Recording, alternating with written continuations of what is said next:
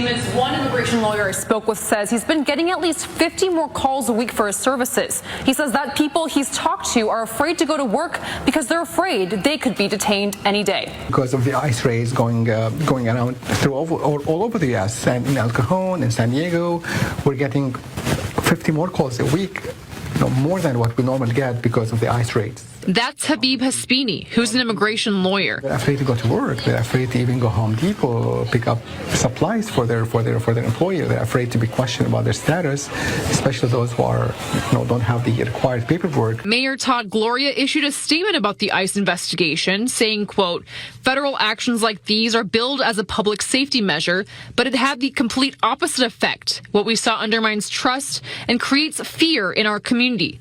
Mayor Paloma Aguirre also responded saying, quote, "This ICE immigration raid in South Park wasn't public safety. It was an over-the-top, militarized show of force that doesn't belong in a residential neighborhood."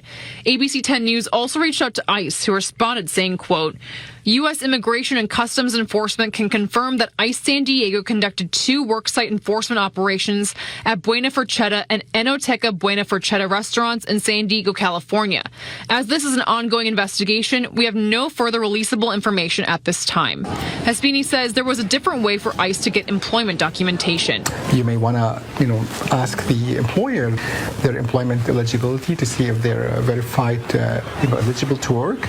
You can get a copy, and they should have a copy of their forms to determine each one's status, as opposed to raiding the place like that in the middle of the time where people are having nice and evening, having dinner. To put this military-style scene in front of everyone, that's very chaotic, let alone very intimidating. Jane Kim, ABC 10 News.